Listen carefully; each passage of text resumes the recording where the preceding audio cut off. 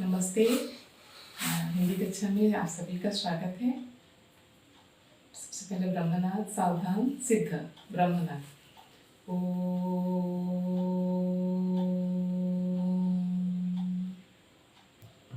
शांति शांति शांति। आज हम एक कहानी पढ़ने जा रहे हैं मुंशी प्रेमचंद की बोध। इससे पहले हम आपको कुछ प्रश्न पूछेंगे जो कि हम पिछले कक्षा में हम वीडियो में भेजे थे। उपसर्ग और प्रत्यय। उपसर्ग किसे कहते हैं, हमेशा ध्यान रखना। उपसर्ग वे शब्दांश होते हैं जो शब्द के आरंभ में जुड़कर उसके अर्थ में परिवर्तन ला देते हैं, और प्रत्यय वे शब्दांश होते हैं जो शब्द के अंत में जुड़ते हैं, उसके अर्थ में परिवर्तन लाते हैं या फिर कुछ विशेषता ला देते हैं। प्रत्यय जो होते हैं वो दो प्रकार के होते हैं, कृत प्रत्यय और तद्धित प्रत्यय। ठीक है, तो हमेशा उपसर्ग और प्रत्यय में थोड़ा सा कंफ्यूज हो जाते हैं बच्चे। डाउट रहता है कि उपसर्ग आगे जुड़ेगा या पीछे, तो हमेशा याद रखना उ से आगे, प्र से पीछे, उपसर्ग आगे, प्रत्यय पीछे। ठीक है, तो आज हम पढ़ेंगे मुंशी प्रेमचंद की कहानी बोध। देखो, मनुष्य जो है जीवन में बहुत सारे काम करते हैं, लेकिन बहुत मनुष्य ऐसे होते हैं जो अपने काम से संतुष्ट नहीं होते हैं, जो कि इस कहानी के माध्यम से प्रेमचंद जी कहना चाहते हैं कि मनुष्य को अपने काम से हमेशा संतुष्ट रहना चाहिए। तो उन्होंने एक शिक्षक को लेकर ये कहानी को बनाया गया है। इसके मुख्य पात्र एक शिक्षक हैं जो कि मतलब अपने काम से संतुष्ट नहीं थे, और बाद में उनको उनके काम की मतलब उनके पद की महानता क्या ज्ञात होता है, उसके बारे में ये कहानी है। तो आइए हम पढ़ेंगे कहानी बोध। लेकिन बोध पढ़ने से पहले हम कवि लेखक परिचय जान लेते हैं मुंशी प्रेमचंद का। तो प्रेमचंद का जन्म उत्तर प्रदेश के बनारस के पास, पेज नंबर देखो 47 निकालो। प्रेमचंद का जन्म उत्तर प्रदेश के बनारस के पास लमही नामक गांव में 31 जुलाई सन 1880 को एक कायस्थ परिवार में हुआ था। प्रेमचंद के बचपन का नाम धनपत राय था। उनके पिता अजायब लाल डाक मुंशी थे। जब प्रेमचंद 7 साल के थे माता चल बसी, और 14 की उम्र में पिता भी चल बसे। प्रेमचंद ने ट्यूशन करके परिवार चलाया। आरंभ में उन्होंने उर्दू फारसी की शिक्षा ली, फिर मैट्रिक परीक्षा पास की। स्कूल में 20 रुपए वेतन में अध्यापक बन गए। तो मुंशी प्रेमचंद का जो स्कूल का वेतन था वो हमेशा याद रखना। मुंशी प्रेमचंद जो स्कूल में काम करते थे उनका वेतन कितना था, 20 रुपए। आगे उन्होंने बीए पास किया। कुछ दिन स्कूल में अध्यापक रहने के बाद सन 1921 ईस्वी में प्रेमचंद गोरखपुर में स्कूलों के डिप्टी इंस्पेक्टर बन गए। उन दिनों महात्मा गांधी के नेतृत्व में अंग्रेजों के खिलाफ असहयोग आंदोलन चलाया जा रहा था। प्रेमचंद इससे बड़े प्रभावित हुए, फिर नौकरी से उन्होंने इस्तीफा दे दी। सन 1901 के लगभग प्रेमचंद ने पहले कहानियों को लिखना शुरू किया। 5-6 साल बाद उन्होंने उपन्यास लिखे।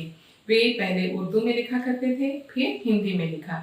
उनकी कहानियां उर्दू पत्रिका जमाना में छपती थी। जो प्रेमचंद की कहानियां थी वो किस पत्रिका में छपती थी, उर्दू पत्रिका, और उसका नाम क्या था, जमाना। प्रेमचंद ने लगभग 250 से ज्यादा कहानियां लिखी, 12 उपन्यास लिखे। प्रेमचंद ने कितनी कहानियां लिखी हैं, 250 से ज्यादा, और उपन्यास कितने लिखे हैं, 12 उपन्यास, और कुछ निबंध भी। प्रेमचंद मर्यादा और माधुरी पत्रिका का संपादन किया करते थे। प्रेमचंद जो है वो किसका संपादन करते थे, माधुरी और मर्यादा पत्रिका का संपादन करते थे। फिर उन्होंने बनारस में सरस्वती प्रेस की स्थापना की एवं हंस मासिक तथा जागरण साप्ताहिक पत्रिका का संपादन किया। साप्ताहिक पत्रिका किसका संपादन किया उन्होंने, जागरण, और मासिक पत्रिका क्या थी, हंस। सन 1934-35 में उन्होंने बम्बई की फिल्म दुनिया में काम किया, पर ज्यादातर उनका समय बनारस और लखनऊ में बीता। प्रेमचंद की समस्त कहानियां मानसरोवर में संकलित की गई है। हिंदी कहानी साहित्य में प्रेमचंद ने सबसे पहले कल्पना के बदले मानव जीवन को विषय बनाया। काल्पनिक कहानी लिखने के बदले उन्होंने मनुष्य के जीवन को देखा और उस पर आधारित कहानियां उन्होंने लिखी। किसने, प्रेमचंद ने। आम आदमी के दुख दर्द का वर्णन किया। उन्होंने अपनी कहानियों में आम आदमी अर्थात साधारण आदमियों के दुख दर्द का वर्णन उन्होंने अपनी कहानियों में किया। अतः उनकी कहानियों में किसान मजदूर की गरीब जिंदगी के साथ मेहनती आदमी का चित्र मिलता है। उनकी कहानियों में किसके चित्र मिलते हैं? किसान, मजदूर और गरीब जिंदगी के साथ मेहनती आदमियों के चित्र की कहानियां उनके इसमें मिलती हैं। नारी जीवन की विडंबना को उन्होंने सहानुभूति के साथ दिखाया। उनकी रचनाओं में शोषित, दलित, दुखी नर नारियों के साथ पशु पक्षियों के प्रति भी आत्मीयता तथा संवेदनशीलता मिलती है। उनकी कहानियां पशु पक्षियों को भी लेकर लिखी गई हैं। प्रेमचंद की भाषा शैली की सबसे बड़ी विशेषता उनकी बोलचाल की भाषा है। उनकी भाषा शैली की विशेषता ये है कि उन्होंने साधारण बोलचाल की भाषा को अपनी कहानी में लिया है। इसमें सरल उर्दू संस्कृत शब्दों के साथ देहाती लफ्ज शब्द भी हैं, इसलिए भाषा बड़ी मजेदार और सजीव है। उनके शब्द हिंदी, उर्दू, संस्कृत के साथ साथ और क्या है, देहाती शब्द भी लिए हैं, इसलिए उनकी जो कहानियां हैं वो बड़ी मजेदार, उनके शब्द जो है बड़े मजेदार लगते हैं। प्रेमचंद की रचनाएं हैं, देखो प्रेमचंद की रचनाएं क्या क्या है। कहानी संग्रह में है मानसरोवर जो कि 8 भाग में है। उपन्यास में है सेवा सदन, प्रेमाश्रम, रंगभूमि, कायाकल्प, निर्मला, गबन, कर्मभूमि, गोदान, मंगलसूत्र जो कि अपूर्ण रह गया। ठीक है। निबंध संग्रह में है कुछ विचार, प्रेमचंद विविध प्रसंग। नाटक में है संग्राम, करबला, प्रेम की वेदी। ये उनकी प्रमुख रचनाएं हैं। अब आते हैं हम कहानी बोध पर। तो बोध कहानी पढ़ने से पहले बोध का अर्थ हमें समझ लेना चाहिए। बोध क्या होता है? बोध अर्थात ज्ञान, तसल्ली या फिर जानकारी। मुझे बोध हुआ अर्थात मुझे जानकारी मिली, मुझे बोध हुआ अर्थात मुझे तसल्ली मिली, मुझे बोध है अर्थात मुझे ज्ञान है। ठीक है।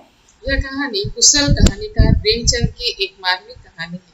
लोग जीवन में धन कमाने, प्रतिष्ठा पाने, धाक जमाने में लगे रहते हैं। इसी में अन्याय, अत्याचार करते रहते हैं, पर वे भूल जाते हैं कि जैसे बोओगे वैसे काटोगे। तो कहानी सुनिए बोध। ठीक है। तो पंडित कहानी पढ़ने जा रहे हैं बोध। देखो पेज नंबर 49। ठीक है। पंडित चंद्रधर ने मैं इस कहानी के माध्यम से इस कहानी को मैं पढ़ते जा रही हूँ। इसमें जो कठिन शब्द है उसके अर्थ भी आपको मैं बोलते जा रही हूँ। आप सुनते रहिए ध्यान से। अगर फिर भी कुछ डाउट रहेगा तो आप मुझसे पूछेंगे।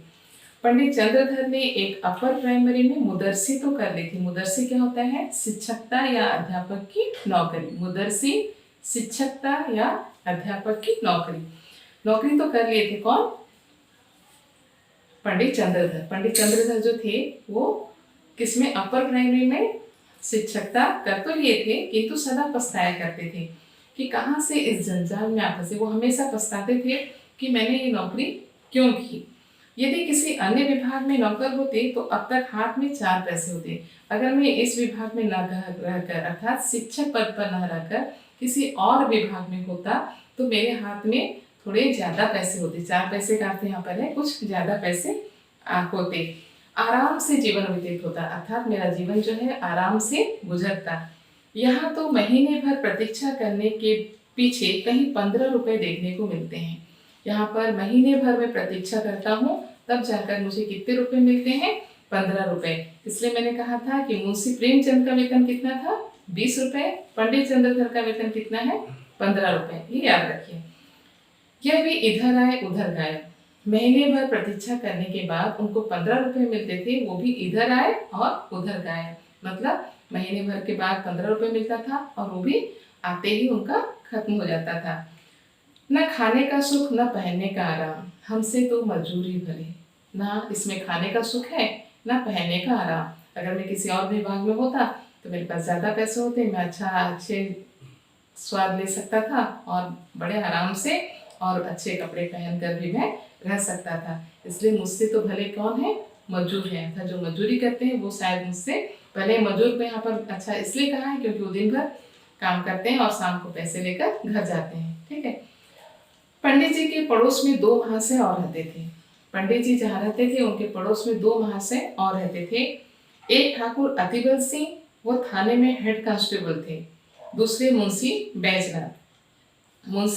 मुंशी यहाँ पर बैजनाथ मुंशी कायस्थों की एक उपाधि होती है जिसको मुंशी कहा जाता है। इसलिए मुंशी प्रेमचंद भी जो थे वो भी कायस्थ परिवार के थे, इसलिए उनको भी उपाधि मिली थी मुंशी।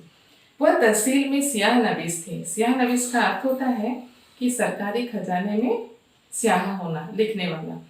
इन दोनों आदमियों का वेतन पंडित से कुछ अधिक न था। ये जो दोनों आदमी थे, कौन कौन? ठाकुर अतिबल सिंह और मुंशी बैजनाथ। ये दोनों का जो वेतन था वो ठाकुर से कुछ अधिक नहीं था, पंडित से कुछ अधिक नहीं था। पंडित कौन? पंडित चंद्रधर से इन दोनों का वेतन कुछ अधिक नहीं था। तब भी उनकी चैन से गुजरती थी। इनका वेतन इन दोनों का वेतन पंडित चंद्रधर से कुछ अधिक नहीं था, फिर भी वो दोनों बड़े आराम से रहते थे। संध्या को वो कचहरी से आते, बच्चों को पैसे और मिठाइयाँ देते। शाम को वो कचहरी से आते, ऑफिस से आते, बच्चों को क्या देते थे? पैसे और मिठाइयाँ। ठाकुर साहब शाम को आराम कुर्सी पर लेट जाते और खुशबूदार खमीरा पीते। ठाकुर साहब जो थे वो शाम को आराम कुर्सी पर लेट जाते थे और खुशबूदार खमीरा पीते थे। खमीरा क्या होता है? फलों का सड़ा हुआ रस जो कि तंबाकू में डालकर पिया जाता है।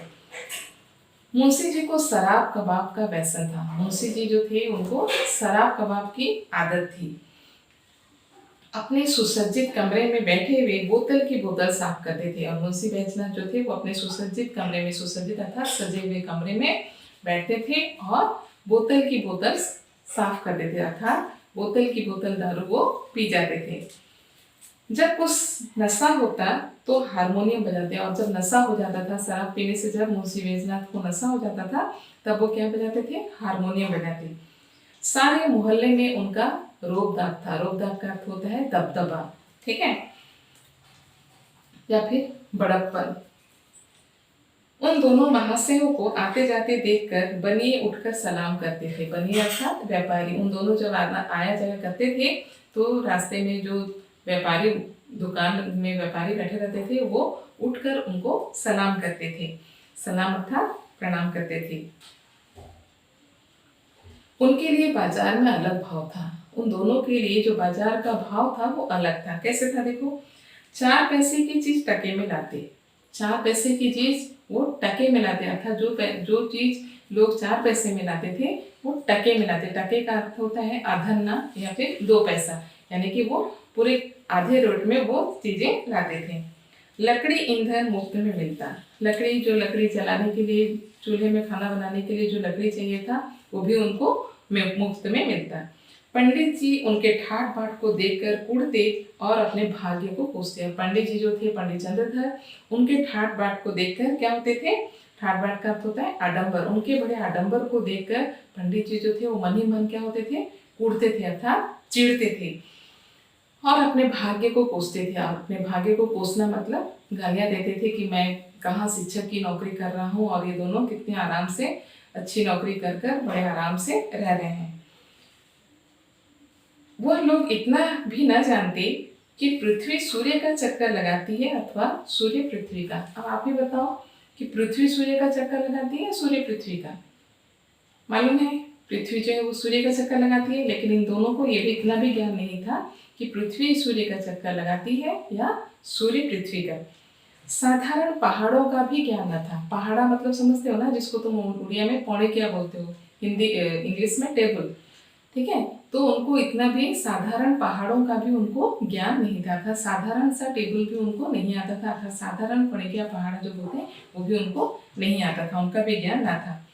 जिस पर भी ईश्वर ने उन्हें इतनी प्रभुता दे रखी थी, फिर भी भगवान ने उनको कितनी प्रभुता दे रखी है, उन पर कितना दया दिखाया है कि वो बड़े आराम से रह रहे हैं। यह लोग पंडित जी पर बड़ी कृपा रखते। ये दोनों जो थे वो पंडित जी पर बड़ी कृपा रखते थे। कभी शेर आज से दूध भेज देते। शेर का मतलब यहाँ पे देखो, शेर एक माप तोल की चीज का नाम है, वस्तु का नाम है जो लकड़ी का बना होता है। तो पहले वो चलता था लकड़ी के माप तोल की चीजें, उसको शेर बोला जाता था, ठीक। तो उसमें कभी दूध दे आते थे और कभी थोड़ी सी तरकारियाँ अर्थात सब्जी। किंतु इनके बदले में पंडित जी को ठाकुर साहब के 2 और मुंशी जी के 3 लड़कों की निगरानी करनी पड़ती। इसके बदले में मुंशी जी को, ठाकुर को क्या करना, पंडित चंद्रधर को क्या करना पड़ता था कि उन ठाकुर साहब के 2 और मुंशी जी के 3 अर्थात जो घी, दूध और तरकारी जो खाते थे पंडित चंद्रधर, इसके बदले में उनको पंडित जी के और ठाकुर साहब के 2 और मुंशी जी के 3 लड़कों की निगरानी करनी पड़ती थी। ठाकुर साहब के कितने 2 लड़के और मुंशी बैजनाथ के 3। इन तीनों इनकी इन दोनों के बच्चों की देख रेख करनी पड़ती थी, निगरानी अर्थात देख रेख। ठाकुर साहब कहते हैं, पंडित जी ये लड़के हर घड़ी खेला करते हैं, जरा इनकी खबर लेते रहिए। मुंशी जी कहते, ये लड़के आवारा हुए जाते हैं, जरा इनका ख्याल रखिए। यह बातें बड़ी अनुग्रहपूर्ण रीति से कही जाती थी, मानो पंडित जी उनके गुलाम हैं। अनुग्रहपूर्ण अर्थात दयापूर्वक। पंडित जी को यह व्यवहार असह्य था। पंडित जी को यह व्यवहार बिल्कुल सहा नहीं जाता था, बिल्कुल अच्छा नहीं लगता था, असह्य था। किंतु इन लोगों को नाराज करने का साहस न कर सकते थे, परंतु वो दोनों को नाराज करने का साहस पंडित जी में नहीं था। उनकी बदौलत क्यों नहीं था? क्योंकि उनकी बदौलत कभी कभी दूध दही के दर्शन हो जाते थे, क्योंकि उन दोनों के कारण ही पंडित जी को कभी कभी दूध दही के दर्शन हो जाते थे, तो कभी अचार चटनी भी चख लेते। केवल इतना ही नहीं, बाजार से चीजें भी सस्ती लाते। इतना ही नहीं, उन दोनों के कारण ही उनको भी बाजार से कुछ चीजें सस्ती में मिल जाती थी। इसलिए बेचारे इस अनीति को अर्थात इसलिए पंडित चंद्रचूड़ जो थे इस अनीति अर्थात अन्याय को विष के घूंट की तरह पी जाते थे। इस दुर्वस्था से निकलने के लिए उन्होंने बड़े बड़े यत्न किए। इस दुर्वस्था से निकलने के लिए उन्होंने बड़े बड़े यत्न किए अर्थात प्रयत्न किए। क्या प्रयत्न किए? देखो, प्रार्थना पत्र लिखे, अफसरों की खुशामदें की, पर आशा पूरी ना हुई। उन्होंने अफसरों के पास पत्र लिखे, ठीक है, प्रार्थना पत्र लिखे और अफसरों की खुशामदें भी की, लेकिन उनकी आशा जो थी वो पूरी ना हुई। अंत में हार कर बैठे रहे। हाँ, इतना था कि अपने काम में त्रुटि ना होने देते, परंतु इतना उनमें गुण था कि जो काम करते थे उस काम में वो कुछ भी गलतियां नहीं होने देते। ठीक समय पर जाते, देर करके आते। ठीक समय से वो स्कूल जाते थे और देर करके आते थे, और लेट से सबसे बाद में वो घर आते। मन लगाकर पढ़ाते थे और बच्चों को मन लगाकर पढ़ाते। इससे उनके अफसर लोग खुश थे। उनके इस कार्य से उनके जो बड़े अफसर थे वो उन पर बहुत खुश थे। साल में कुछ इनाम देते और वेतन वृद्धि का जब कभी अवसर आता उसका विशेष ध्यान रखते। साल में पंडित चंद्रधर को कुछ इनाम देते थे उनके अफसर, और वेतन वृद्धि का जब भी अवसर आता था तो उनका विशेष ख्याल रखते थे। परंतु इस विभाग की वेतन वृद्धि अर्थात किस विभाग की? जो शिक्षा विभाग की वेतन वृद्धि जो है वो ऊसर की खेती के समान है। ऊसर की खेती अर्थात खाली जमीन में जिस तरह से घास भी नहीं उगती, उस तरह से जो शिक्षा विभाग है उसमें वेतन वृद्धि जो होती है बहुत कम नहीं के बराबर होती है, बड़े भाग से हाथ लगती है। बस्ती के लोग उनसे संतुष्ट थे। बस्ती के जो लोग थे लेकिन वो पंडित चंद्रधर से संतुष्ट थे। लड़कों की संख्या बढ़ गई थी और पाठशाला के लड़के भी उन पर जान देते थे।